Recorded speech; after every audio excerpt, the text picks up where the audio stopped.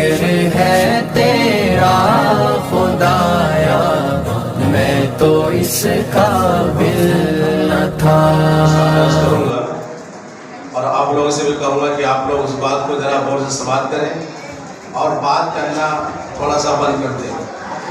تھوڑا سا آپ لوگ بات کرنا بند کریں گے تو انشاءاللہ کہنے میں مزہ آئے گا، سننے میں مزہ آئے گا۔ سب سے پہلی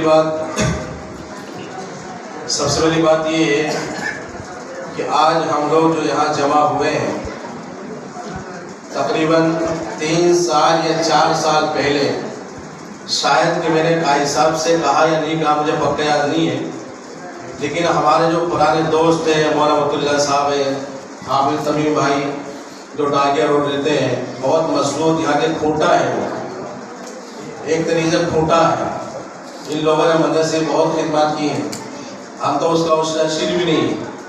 بہت پہلے میں نے بات رکھی تھی کہ ہمارا ایک ایسا گروپ بننا چاہیے اور ایک ایسی تنظیم بننی چاہیے کہ ہم تمام لوگ ایک ساتھ جمع ہو جائیں، لیکن آج اللہ رب العزت نے وہ چیز ہم کو دکھا دی، ہمارے آنکھوں کے سامنے ہے، اور تمام احباب، پرانے ساتھی، جدید ساتھی جو ہے مل کر بیٹھے ہوئے ہیں۔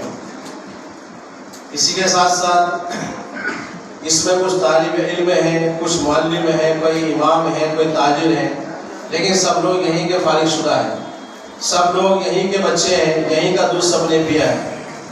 تو میں آپ تمام لوگوں سے ایک بات کی ضرور درخواست کروں گا، جو سب سے پہلی اور بنیادی چیز ہے اور انسان کی ترقی میں جس کا سب سے بڑا دخل ہے، انسان کی ترقی میں جس کا سب سے بڑا دخل ہے، وہ یہ ہے کہ ہم جہاں بھی رہیں، جیسے بھی رہیں، ہم چاہے طالب علم ہو، چاہے ہم معلم ہو یا ہم امام ہو، اگر ہم مالی اعتبار سے اپنے کسی استاد سے آگے بڑھ گئے یا کسی اور چیز میں اپنے استاد سے آگے بڑھ گئے، تو ہمارے لیے یہ ضروری ہے کہ ہم اپنے مقام پر رہیں یا سامنے رہیں، ہر حال میں ہر وقت ہمیں اپنے استاد کے ادب کا خیال کرنا ہے۔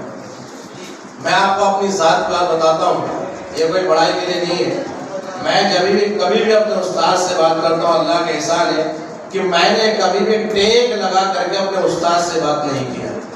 جب بھی میں فون میں گفتگو کرتا ہوں تو میں نے ٹیک لگا کر کے کبھی اپنے استاد سے بات نہیں کیا۔ سکندر اعظم سے کسی نے پوچھا تھا کہ تم کو اتنا بڑا مرتبہ کیسے ملا، کہ تم اپنے والدین میں اور استاد میں کس کو سب سے بڑا سمجھتے ہو؟ تو اس نے کہا کہ میں استاد کو اپنا سب سے بڑا سمجھتا ہوں۔ اس نے تو اس سے پوچھا گیا کیوں؟ تو سکندر اعظم نے کہا تھا کہ والدین صرف میری پیدائش کا ذریعہ بنے ہیں، لیکن زمین سے لے کر کے آسمان تک مجھے جس نے پہنچائے وہ میرے استاد ہیں۔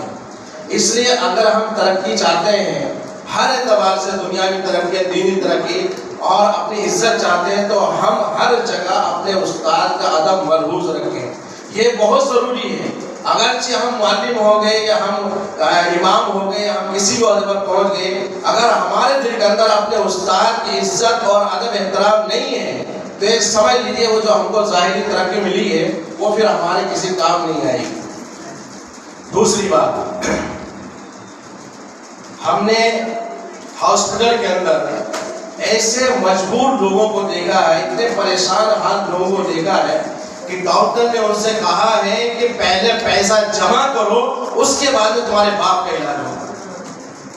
بہت سارے ہاسپٹل ہم نے دیکھے ہیں، اور اس وقت جب ہم نے یہ بات سنی تو بہت سارا ہم کو تکلیف ہوئی، بہت دلوں سے تمنا تھی۔ اس لیے ہم لوگ جتنا اپنے دل و جان سے سخاوت کے ساتھ ہم پیسہ خرچ کریں گے، اللہ رب العزت ہمیں ہمارے مال میں برکت دے گا۔ اللہ رب العزت کو سخاوت پسند ہے، اللہ رب العزت کو بخل پسند نہیں ہے، اور اتنا بخل کہ آدمی چائے بھی کسی کو نہ پلا سکے، اللہ رب العزت کو پسند نہیں ہے۔ اور پھر علماء کی یہ شان نہیں ہوتی ہے کہ وہ ایک چائے بھی نہ پلا سکے۔ اس لیے ہم ہر وقت سخاوت کا خیال رکھیں، سخاوت کریں۔ ہم جتنا استاد کی دعائیں لیں گے اور جتنا ہم اپنے استاد کے لیے خرچ کریں گے، اس مدرسے کے لیے خرچ کریں گے، میرے استاد محترم مولانا محمد نعیم صاحب، اللہ ان کی قبروں کے اوپر نور سے بھر دے، اللہ ان کی قبر کو نور سے بھر دے۔ آمین میں آپ کی جان نہیں ہے، آمین کا ایسا بولا جاتا ہے کہ عرش سے آواز آ جائے کہ بندے میں نے تیری آمین قبول کیا، اتنی زبردست طریقے سے آمین بولی جاتی ہے۔ آپ زور سے آمین بولو، ہمارے استاد ہیں جنہوں نے ہمیں پڑھایا لکھایا. اگر کسی نے ہمیں ہماری زندگی میں الف بھی ہم کو پڑھا دیا تو پوری زندگی کا ہمارا استاد ہے. اگر ہم نے کسی کے پیچھے ایک وقت کی نماز پڑھ لی وہ پوری زندگی کا ہمارا امام ہے. مولانا نعیم صاحب اللہ ان کی قبروں کے اوپر رحمتوں کی بارش فرمائے آمین. ایک بار میں نے مولانا سے پوچھا کہ مولانا ہم نے مدرسے میں پڑھا ہے, کتنے لوگوں نے ہمارے اوپر خرچ کیا, کتنے لوگوں نے اس مدرسے سے تعاون کیا, کیا ہم اس کا بدل کر سکتے ہیں؟ تو مولانا مرحوم رحمۃ اللہ نے فرمایا کہ اس کا بدل کبھی نہیں کر سکتے ہو. تو ہم کبھی مدرسے کا بدل نہیں کر سکتے. ہم نے جو یہاں کا چاول کھایا, یہاں کے دال کھائے, یہاں کا جو بھی کچھ ہم نے کھایا, لائٹ پنکھا پانی جو بھی ہم نے استعمال کیا, ہم کبھی پوری زندگی اس کا بدل نہیں کر سکتے. اب ہماری ذمہ داری یہ بنتی ہے کیونکہ ہمارے بہت سارے ہاسپٹل والی بات, ہم نے ہاسپٹل میں بہت سارے پریشان حال لوگوں کو دیکھا ہے, تو ہم اس بات کی کوشش کریں زیادہ سے زیادہ, کیونکہ بہت سارے ڈاکٹر ایسے ہوتے ہیں جو جلال ہوتے ہیں اور بہت سارے ڈاکٹر ایسے ہوتے ہیں جو امانت داری کے ساتھ کام کرتے ہیں اور باقاعدہ علماء سے محبت کرتے ہیں اور اپنی کمائی کا بہت سارا حصہ میں صدقہ و خیرات میں نکالتے ہیں, غریبوں کی مدد کرتے ہیں. ہم تو وارث انبیاء کہلاتے ہیں, ہم تو انبیاء کے وارث ہیں.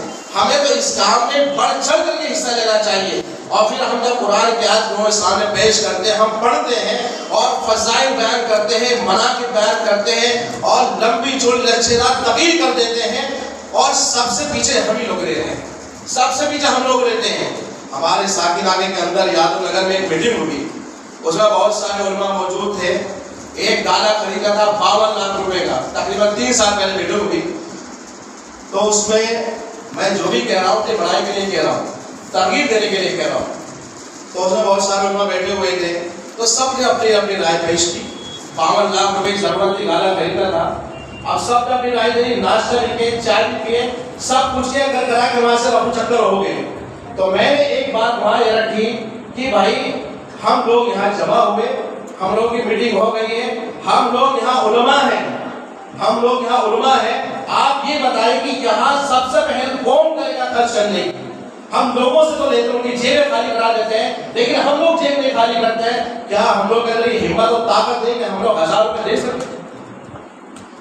تو ایسے علماء سے فائدہ نہیں ہے. اللہ رب العزت کو سخی پسند ہے, چاہے وہ عالم ہو چاہے جاہل ہو. اور شیطان کو عبادت گزار بخیل سے ڈر نہیں لگتا ہے, جاہل سخی سے ڈر لگتا ہے کہ اس کی سخاوت اس کو جہنم سے روکتی ہے. تو ہم لوگ دامے در میں وقتاً فوقتاً اپنے ذریعے سے ہو یا کسی اور کے ذریعے سے ہو, ہاسپٹل کے اندر ہمارے پڑوس میں جتنے مسلمان ہیں یا جو بھی ہو مسلمان غیر اسے ہماری ذمہ داری بنتی ہے. اور پھر یہ کام اگر ہم نہیں کریں تو کون کرے گا؟ قوم کے رہنمائی اگر ہم نہیں کریں تو کون کرے گا؟ مدرسہ ہم نہیں سنبھالے تو کون سنبھالے گا؟ مسجد ہم نہیں سنبھالے تو کون سنبھالے گا؟ اعلان تو سنبھالے گا نہیں. ابھی جب اللہ نے ہم کو ذمہ داری تو ہمیں ذمہ داری کو پورا کرنا ہے. تو ہم بیماروں کی دل و جان سے خدمت کریں, ان کو اگر وقت کی ضرورت ہے وقت دیں, اور اگر ان کو پیسے کی ضرورت ہے پیسہ دیں. اگر ہمارے پاس تو ہم دوسرے تعاون کریں گے اس کو پیسہ دیں. یہ ہماری ذمہ داری بنتی ہے. ہم ایک مثال قائم کریں اور انشاءاللہ اگر ہم اس کو خلوص کے ساتھ, اب جب ہم لوگ یہاں سے جائیں, جس طریقے سے ہم لوگ دل جمے کے ساتھ یہاں بیٹھے ہیں, سن رہے اور سنا رہے ہیں, یہاں سے جانے کے بعد ہم لوگ کمزور نہ پڑ جائیں. یہاں ایک جذبہ ہے, جانے کے بعد وہ جذبہ ہمارا ختم ہو جائے گا. لیکن ہم سب جوان ہیں اور اللہ رب العزت نے جوان ہی کے ذریعے سے بیت المقدس کی خانے کو پڑھنا ہے. دنیا کی قوم اور دنیا کی زمین کو اگر کسی نے فتح کیا ہے تو مسلمان نے فتح کیا ہے. اور وہ کوئی عالم اور مفتی نہیں تھا. ہم لوگ عالم بھی ہیں, فاضل بھی ہیں, ہمیں استاد کی رہنمائی ملتی ہے, لیکن جب وقت کا تقاضا آتا ہے تو ہم لوگ پیچھے ہٹ جاتے ہیں. یہ ہماری سب سے بڑی کمزوری ہے اور ایمان کی بھی کمزوری ہے. ایمان کو مضبوط کرنا ہے. ہم جو عزائم لے کے یہاں سے اٹھیں اور جتنے بھی ہمارے سامنے عزام آئے ہیں اس بات پر ہم ثابت قدم رہیں. آندھی آ جائے, طوفان آ جائے, جو چاہے بڑے سے بڑا زلزلہ آ جائے, لیکن ہمارے قدم اپنی جگہ سے ہلنا نہیں چاہیے. ہم ثابت کر کے دکھا دیں کہ ہم اس مدرسے کے شاگرد ہیں. ہم نے اس ماں کا دودھ پیا جس کی دودھ میں ملاوٹ نہیں ہے. ہم اس مدرسے کے طالب علم ہیں جس مدرسے کو نمایاں کردار پورے ہندوستان کے اندر ملنا چاہیے, پورے مہاراشٹر میں ملنا چاہیے. اور یہ قدم ہم نے اٹھایا تو اس کو دیکھ کر کے دوسرے لوگ یہ کہیں کہ واقعی میں دارالقاص وہ مدرسہ ہے جہاں کے بچے مجاہدانہ کردار ادا کرتے ہیں. اب ہاتھ اٹھا کے بتائیے کون کون یہ کردار ادا کرے گا؟ ہاتھ اٹھا کے بتائیے کون کون یہ کردار ادا کرے گا؟ اللہ کو ضائع کر دیں اور اپنے اپنے بات پر ثابت قدم رکھیں. ہم مدرسے کی بھی خدمت کریں وقتاً فوقتاً جو ہم سے ہو سکتا ہے، اپنے اساتذہ کی ہم خدمت کریں وقتاً. استاد کی ایک دعا اگر ہم کو مل گئی، وہ بندہ بہت خوش نصیب ہے جس کو استاد کی دعائیں مل گئی. استاد کی دعائیں ملیں گی، ہماری زندگی باہر آئے گی، ہماری آنے والی نسلوں کو اللہ تعالیٰ سدھارے گا، اور جتنے بھی آپ تفکرات اور ٹینشن ہے سب ختم ہو جائیں گے. اور ہم اپنے آپ کو کمزور نہ سمجھیں. ہم اگر ہماری تنخواہیں کم ہیں، ہم امامت کرتے ہیں یا پڑھاتے ہیں، تو یہ سمجھیے ہماری عزت میں کمی نہیں ہے. لوگ یہ سمجھتے ہیں کہ ان حافظوں کے پاس ہوتا کیا ہے، ان عالموں کے پاس ہوتا کیا ہے، سب کچھ انہی کے پاس ہے. مرنے کے بعد بھی انہی کے پاس آتے ہیں لوگ، کوئی زندہ ہوتا ہے انہی کے پاس آتے ہیں لوگ، فاتح قرآن تو انہی کے پاس آتے ہیں لوگ. جو کام عزت ان کو ملتی ہے، اچھا کپڑا یہ پہنتے ہیں، اچھا یہ کھاتے ہیں، اچھا گھر یہ چلاتے ہیں، سب کچھ یہ چلاتے ہیں. جس کو عزت مل جائے وہ سب سے مہان آدمی ہے، اور جس کو عزت نہیں ملتی وہ کوئی مہان آدمی نہیں ہوتا ہے. اس لیے آج ہم لوگ اب اس وقت ہم سے جو ہو سکتا ہے اپنی طرف سے جیسا بھی ہو سکتا ہے، ہم سب سے زیادہ بڑھ چڑھ کر حصہ لیں. میرے ذہن میں ایک بات تھی جو حامد صاحب نے اس کو تھوڑا ظاہر کیا.